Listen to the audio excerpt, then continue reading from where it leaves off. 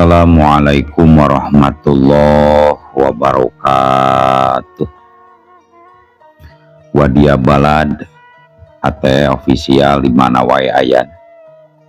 Alhamdulillah wa syukru ala ni'amillah. Kalawan diwuwuh ku qabul anu maha agung, dibarengan ku pangijabah anu maha kawasa. Diiring ku kadeudeuh kanyah Gusti anu maha suci.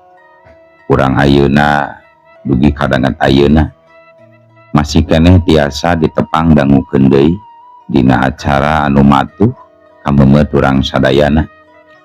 Nyatana dina pagelaran dongeng Sunda jejer carita si Giwang ayeuna kantun bagian anu ka 33 nanya pamiarsa. Ieu dongeng mangrupikeun buah karyana Kang Rudiansah ti Palihan Garut.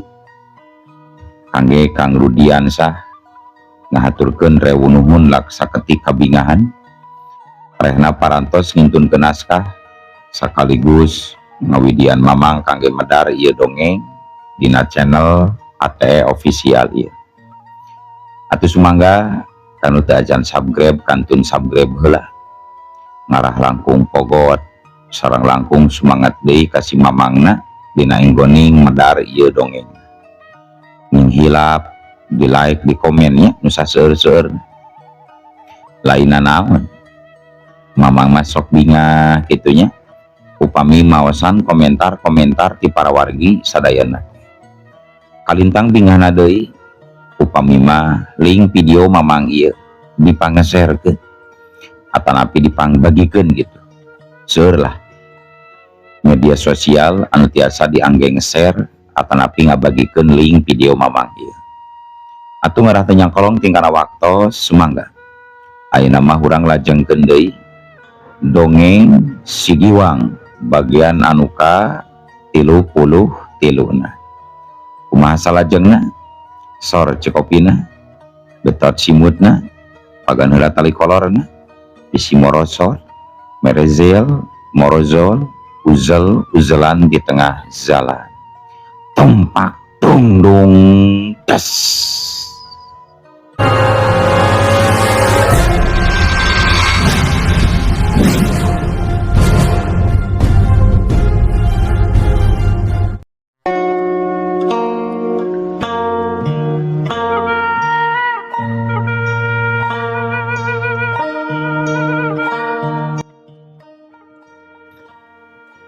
Harita Nyi Ebah di kamarna tembong keur diuk dina tempat sare. Can waka bisa peureum. Hatena teu oleh sesebelakan bae, salempang mikiran nasib Ambu Sulasmi. Sedengkeun ari si Giwang di tengah imah katempo embung cicing ulang anting. Seot anu buleud warna beureum teh tembong mimiti turun ka handap. Bareng jeung ngageleterna awak dua jalma di beda tempat. Di samudra leungeun katut awakna terus ngageleter hebat. Bari bibirna mapatkeun jampe pamakena pamentang ilmu teluh anu leuwih ampuh. Ambu Sulasmi sarua leungeun katut awakna ngageleter mangsana dah kekuatan gaib anu beuki lila beuki rongkah kakuatanana. Caturkeun di luar imah di balik rimbunan tempat anu anggang katingali aya 3 pasang mata jalma keur ngawaskeun ka si Giwang bari pating kerendang lalaunan. Bener eta teh si Giwang anakna sebat ya Damaraseta. Sersan Joko tumanya deui ka Damaraseta bangun can yakin.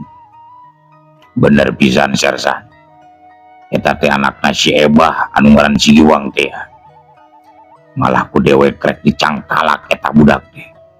Peuting-peuting adon diantepkeun cenah cicing di luar imah. Tinggal laju anu buleut beureum keur ngapung di awang-awang gitu eta budak teh. Kade eta budak lain budak sambarangan euy Damaraseta. Urang kudu waspada jeung gunakeun siasat hade sanu nyaho Sigiwang geus sapinuna nyangking ilmu ti si Ambu Sulasmi. Mustahil budak sagede kitu geus bisa nyangking ilmu nu hebat sapinuna ti guruna. Sarta ayeuna urang gunakeun siasat nu hade nyaeta dewek kudu gancang newak nyang kalak Sigiwang. Sedengkeun anjeun Sersan Joko katur si Laing Aseng tetep cicing di dieu atong wakane mungkin diri. Tapi mun katingali indungna Sigiwang bijil ti jero imah gancang cangkalak duan. Sarta mun dewek beres nyangkalak Sigiwang engke dewek bakal nyusup ka jero imah pikeun merenan si Sulasmi. Ngarti itu maraseta. Tapi pan si Ambu Sulasmi keur diserang ilmu telu anu panghebat na ku Ki Samudra. Tangtu bakal kojor manten tah mangkluk teh mah. Udah maraseta. Tapi dewek boga kayakinan si Samudra moal mampu nepi ka mana bae oge merenan si Sulasmi. Sabab iwal ti dewek anu bisa merenanana. Ayeuna dewek boga ilmu inceman ti Mbah Buyut keling saketi. Dewek yakin bakal bisa merenan nyawa si Sulasmi. Kita maraseta boga kayakinan dirina nu bakal bisa merenan nyawa Ambu Sulasmi. Dumeh dirina boga ilmu inceman ti Mbah Buyut keling saketi malah wani ngahampas kana kekuatan batur. Sersan Joko jadi penasaran. Sombong ada maraseta teh na bener jeung buktina atawa ukur bibir bungkul. Sersan Joko gancang nyarita. Cek kuring mah asahina mun Andika kudu nyangkalak budak. Andika jalma hebat kudu langsung adu hareupan jeung kokojona atuh. Keun budak mah si Aseng oge mampuheun. Kuring anu nyangkalak si Ebah kumata mun kitu satuju teu da maraseta. Cek Sersan Joko rutret kada maraseta katut si Aseng. Oh mangga kuring siap bae nyangkalak Sigiwang. Mun kuring anu kudu nyangkalakna siap lah cek si Aseng. Sok atuh Aseng ka itu geura sampeurkeun eta budak teh kumane cangkalak mun ngalawan pek tindak ngan ulah langsung dibinasa euy.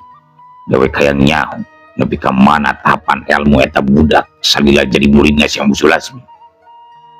Mangga Ki Guru mangga. Ya corelat celeng celegedeg. Si Aseng terus ngacorelat loncat laju pancuh hareupeun Sigiwang anu teu wudu ngaranjuk kaget.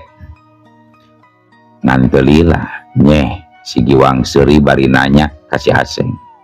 Hehe Mang nahangan saurang anu bijil teh dawi ngarasa teh aya tiluan anu keur ngawaskeun kawing teh mah cek Sigiwang. Gebeg si Aseng ayeuna mah anu kabagean ngarenjag kaget. Sabab Sigiwang teteh labet nyahoeun keur diawaskeun ku tilu jalma. Maneh memang hebat Giwang, bisa nyaho diawaskeun ku tilu jalma. Ngan teu kudu bijil kabeh, cukup we hiji anu bijil mah pira nyangkalak budak satempat pantar ilaing deul Giwang. Hehe. Kagok atuh bijil ngan hiji mamang. Arek naon bijil hiji-hiji? Geus we tiluanana sakalian bari jelema. Jang. Arek nyangkalak maneh mah cukup seorang oge nu bijil deuleu.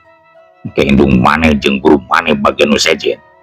Sarta dewek geus teu sabar hayang geura nyangkalak maneh ye. Ku kituna ku dewek maneh ayeuna ditewak sia. Ya ku ajeleng huwe. Rasa mokaha. Dumeh kapantar budak satepak si Aseng harita ngagajeleng ngarontok kudua leungeun arek newak Sigiwang. Tapi si Aseng jadi ngaranjuk kaget sabab jirim Sigiwang ngadadak jiga nu ngaleungit pindah tempat. Si Aseng tembong culang cileung neangan Sigiwang. Hehe ieu uing mah di dieu mang neangan sama.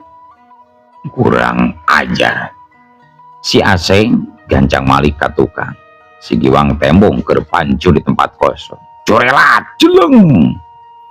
Si Aseng anu jadi penasaran tembong ngacorelat loncat. Tibarungku gerakan anu cepet dua leungeunna rangga geusannya kalak si Giwang. Si Giwang memang geus sayaga ti saanggalna. Waktu ditarajang ku si Aseng langsung jirimna ngacorelat ka tukang lawan serta ngalakukeun panarajang balesan. Awakna nonggeng terus ngadurug-dug ka hareup nubruk bujur si Aseng ku sirahna. Put, duduk ceblon tumerapna. Si Aseng anu keur bingung leungiteun sasaran. Jadi terus nuksruk nyuuh nang kuban. Awakna nyium kana lemah. Mungguh asa disuntungkeun wae meureunna. Bujurna ditengar ku sirah si Giwang. Suruntul, cedak, tolonyong, solonton, kedebruk, waduh, cadol teh sia, beunjeun dasar. Cek si Aseng nepi ka nyengir bibirna, bari gigideg sirahna sakedeuk. Dina cukang irung jeung bibirna tembok pinuh ku taneuh base. Barang jeung kitu, Nyi Ebah tembong ngerojol keluar ti jero imah. Jerut turun kaburuan.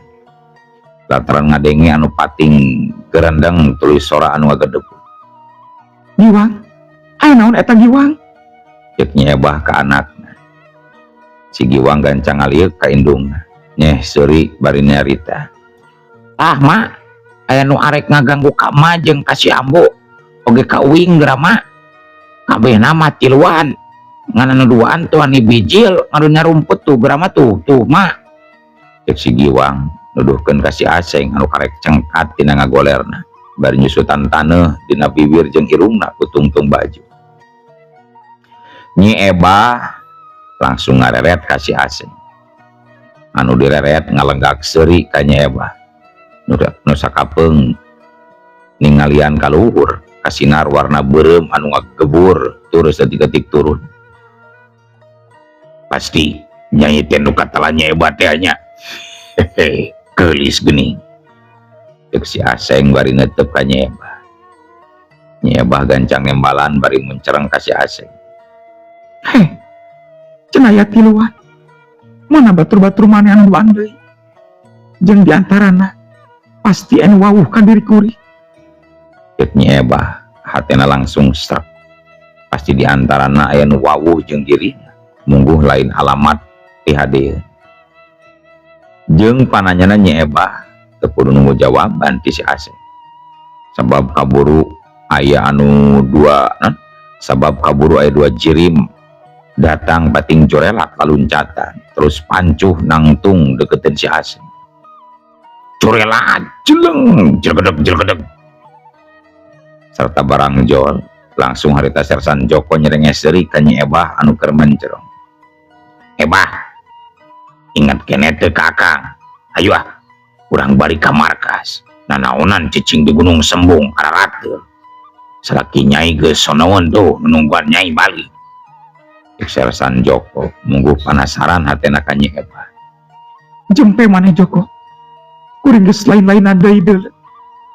Geus hubungan ci eta jalma. Arek naon ngaganggu kana katentraman hirup batur deuleu. Cek Nyi Ebah langsung nempas.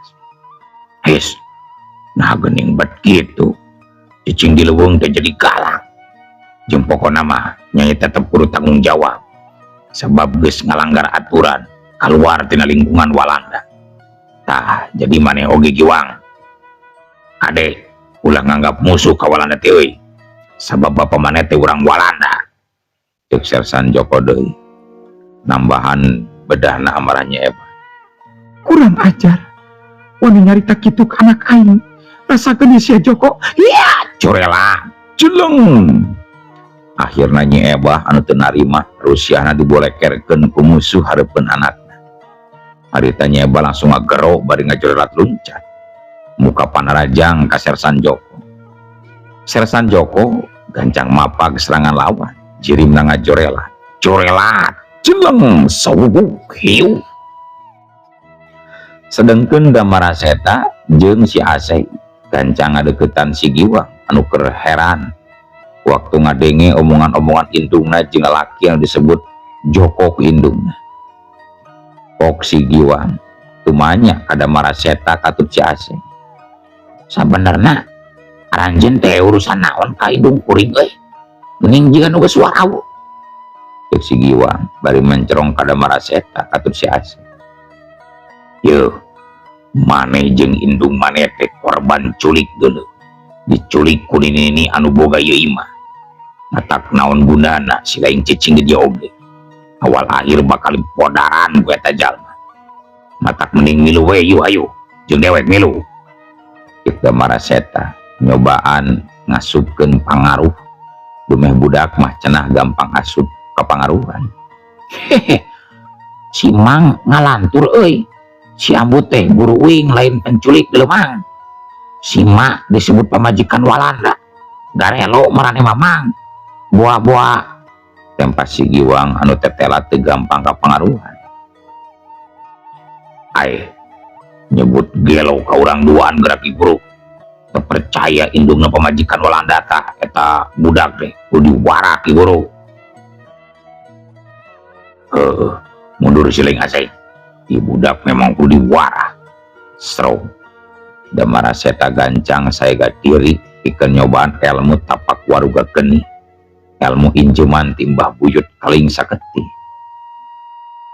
Si Aseng harita katingali gancang kasisi mundur. Aduh, gelut deui euy. Cek si Giwang bari garo-garo teu atur kana sirah. Montong garo-garo wae kana hulu si Andi ka Giwang. Angguran magret ada ieu panarajang dewe. Ya, curela. Celeng oleh Pak. Menang ngukur kana kahebatan si Giwang nalika ningali hareupeun si Aseng. Maka da maraseta meh teu satengah-tengah deui mangsa ngalakukeun tindakan. Malah manehna nu miulan maju naraja. Buet.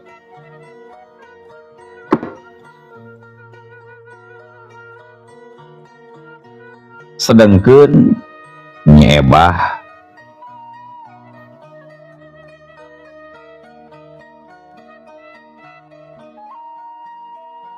sedengkeun si Giwang memang karek ngaranapan 2 kali tarung sanyana mangsa nyang hareupan musuh dina waktu anu meh bareng tapi dirina teu ngarasa seber ku tandangna lawan. Caturkeun di jero imah Ambu Sulasmi anu masih keur perang batin jeung Ki Samudra. Daek teu daek kudu rada kudu daek kaganggu oge perhatianana. Alatan ngadenge sora anu ribut di luareun imah. Perang batin mah memang butuh ketenangan diri jeung museurna pikiran.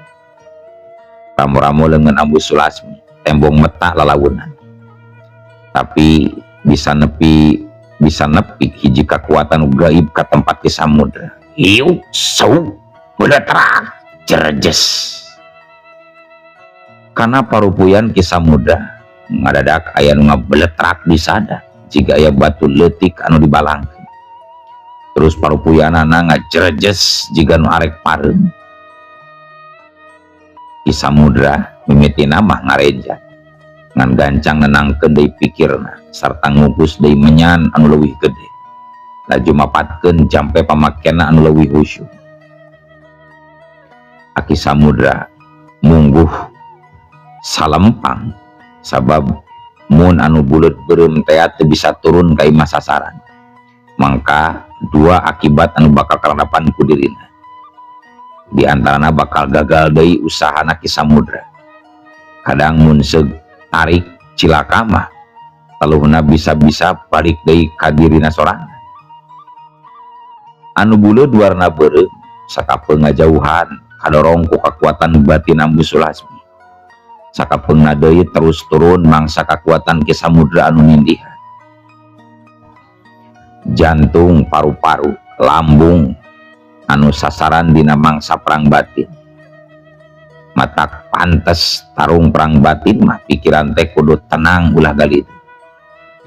Ambu Sulasmi nyobaan museurkeun pikiranana sangkan teu kabengbat kuno ribut di luareun imah. Da maraseta ayeuna mah yakin bakal bisa ngerubuhkeun lawan ku tarung ukur sageprakan. Tapi hangot si Giwang tetela linghas nakeranan jirimna teu beda ti kalangkang setan. Malah saterusna mah da maraseta meh teu percaya kana naon anu karandapan ku dirina harita. nalika Sigiwang males narajang tur mampu nyusupkeun hiji kepetan kanega burung lawan. Tepira dikepet ku leungeun pantar budak, tapi nyerina bisa parat kana tulang. Kekuatan leungeun Sigiwang hampir nandingan kekuatan leungeun kolot anu nyidem kekuatan Rosa. Curelat jeleng sewuk kieu plos sewuk celebet walah banggieu daligeung. Damara seta sajongjongan mah ngadon ngahuleng asa ngimpi jeung teu percaya dirina bet bisa kabeunangan ku para rajang budak kamari sore. Sat rakatak Damara seta ngarasaya keneh ilmu injeman sejenna anu leuwih ampuh anu disebut ilmu guntur salaksa. Curelat jeleng sewuk kieu. Damara seta teu loba carita terus mindo deui maju narajang ku Sigiwang kencang di ayonan. Sedengkeun Nyi Ebah anu adu hareupan jeung Sersan Joko sabaraha kali harita bantro kakuatan ngalewatan leungeun masing-masing anu sarua pada dieusi ku geter tenaga lapisan. Sewuk plak-plak kedupes tarideung. Sersan Joko bener-bener ngaranjuk kaget sabab dirina nu tetela kadorong mundur ku kekuatan lawan. Bener-bener si Ebah lain awewe sembarangan ayeuna mah yeuh. Geus mibanda ilmu silat jeung tenaga lapisan anu lumayan rokosa si kene. Sersan Joko ngupat musuh dina jero hatena. Kunaon andika ngahuleng kitu Joko? Maneh tadi wani ngomong kitu ka anak aing. Wayahna kudu kojor sia deuleu. Ceuk Nyi Ebah. Mentong waka sombong maneh deuleu Ebah. Dewek cenderung masalah jajaten ku maneh. Ayeuna tadayeu dewek anu maju ya. Iya. Jorelat jeleng. Sersan Joko harita ngajorelat maju narajang ka Nyi Ebah. Dina kekuatan meh sapinuna sarta tindakan mungguh teu setengah deui sabab dina ngarti kaya Nyi Ebah memang lain wanoja biasa. Sersan Joko boga kayakinan manehna bakal mampu ngalumpuhkeun Nyi Ebah sarta langsung rek dibawa indit ka markas Walanda. Nyi Ebah oge surti lawan memang boga niat hayang ngalumpuhkeun dirina harita, tapi Nyi Ebah tangtu we teu mikeun kitu wae dilumpuhkeun kudu jadi lawan. Mangka unggal panarajang lawan terus ditakisan jeung dibendung ku sapasang leungeun. Sabalikna Sersan Joko mungguh beuki panasaran harita terus ngaronjatkeun kacepatan gerakna sakan bisa ngalumpuhkeun musuh mencet urat-urat penting dina beuheungna. Tapi Nyi Ebah memang lain Nyi Ebah anu baheula gampang dicangkalak kitu wae waktu di lembur teh bari nyaksian bapana dibinasa ku kaum kompeni. Tapi kiwari Nyi Ebah mangrupa hiji jawara wanita anu teu bisa dianggap enteng pangartina. Sababaraha kali Sersan Joko ngarangseg metakeun leungeunna arek mencet urat-urat penting dina beuheung Nyi Ebah. Tapi ku Nyi Ebah gancang disingkahan jeung ditakis. Malah sabalikna Nyi Ebah bisa ningali ayana lolongkrang kosong pikeun ngasupkeun tajongan suku katuhuna kana hulu angan musuh. Ieu cekau kado banggieu tadigeung. Sersan Joko ngagero kaget jeung nyeri sebab rumasa teu bisa nganyahuankeun maksud lawan nalika sukuna mata najong kana hulu angan. Jadah najong hulu angan aing sailaing Ebah. Maneh bet modo atuh Joko. Jadi we hulu angan kabeunangan. Padah deui siap. Angguran panarajang aing saterusna Joko. Hiat corelat jeleng. Sersan Joko bogodeg. Lantaran Nyi Ebah kiwari jadi galak jeung barangasan tindakanana. Ayeuna geus mindo deui maju narajang. Sedengkeun Damara Seta anu keur adu hareupan jeung Sigiwang bet mungguh lucu nampokeunana sabab kolot tarung jeung budak. Si Aseng oge bener-bener gogodeg sebab tenyangka si giwang-giwang teh labat boga kemampuan seperti itu. Ngan si Aseng tetap boga keyakinan pihak manu bakal unggul.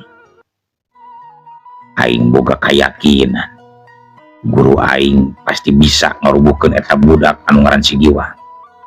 Pan kitu deui Sersan Joko tangtu mampu ngelekeun Nyi Eba. Piraku guru aing bisa elek ku budak satepak mah. Cek si Aseng terus galecok ngomong sorangan dina jero hatena. Sedengkeun Damaraseta anu ngalakonan tarungna mungguh asanyang hareupan Ambu Sulasmi we langsung. Sabab tata gerak jeung kacepatan leungeun si Giwang meh satata jeung Ambu Sulasmi. Dua ilmu injeman anu ampuh lir umpama taya hartina pikeun lawan. Kukituna Damaraseta gancang ngagunakeun pedang mangsa mindo dina raja. Giwang, ilaing nyaot teu naon ieu? Cek Damaraseta nyingsieunan ti Bandung nama. Pedang eta mamang, naon kitu mah? Cek si Giwang. Ieu anu bakal misakeun beuheung katutawak maneh deuleu Giwang. Rasakeun ieu. Damaraseta boga keyakinan ayeuna mah si Giwang moal teu kawalahan mangsa nyang hareupan ilmu ulin pedang. Pedang Damaraseta lir umpama jadi sagulung sinar warna bodas ngurung tangtungan si Giwang anu syariat mah timbang hiji budak satepak sakepeul jeung bajuna. Tapi si Giwang memang budak istimewa. Jirimna kokolebatan tur mampu nyingkahan sabetan-sabetan pedang lawan tanpa ngerasa kawalahan. Ngajadikeun Damaraseta beuki lila beuki gemes jeung panasaran tur nafsu asa diheureukeun ku budak kamari sore. Curela jeleng kolebat suguk kurila plos-plos. Setan alas edan si Giwang. Ya! Saterusna Damaraseta ngamuk ngababi buta ngerangseg lawan ku sabetan-sabetan pedang. Sedengkeun si Giwang katingali karek ngalakukeun deui hiji tindakan males narajang kana jadi lawan. Jirimna ngolebat bari ngalayang ka luhur sarta sapasang leungeunna mata ngetig pigelangan leungeun musuh anu keur nyempeng pedang. Subuk celeng kalayang tek tek celeng ulah. Damaraseta geus teu kuat ku era. Harita ngagerok kaget jeung nyeri. Pigelangan leungeunna asa potong diketing leungeunna ku leungeun si Giwang timbang budak leutik. Pedangan nepi ka ngacleng jauhna. Ngarasa wirang sanyana mah Damaraseta teh. Salaku urut pupuh paguron bet kudu adu hareupan jeung budak kamari sore bari kateter. Jadi pihak anu unggul tetep teu mata kataji. Eleh komo wirang. Ngan Damaraseta geus kagok borontok ka palang carambang. Maena geus adu hareupan jeung si Giwang anu tetela lain budak sambarangan.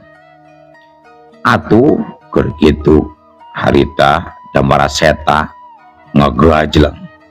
Ngan tapi kakarake Damaraseta ngagajleng. Nah atuh ari ujug-ujug. Olo waktosna kabujeng seep wadia balad ate ofisial.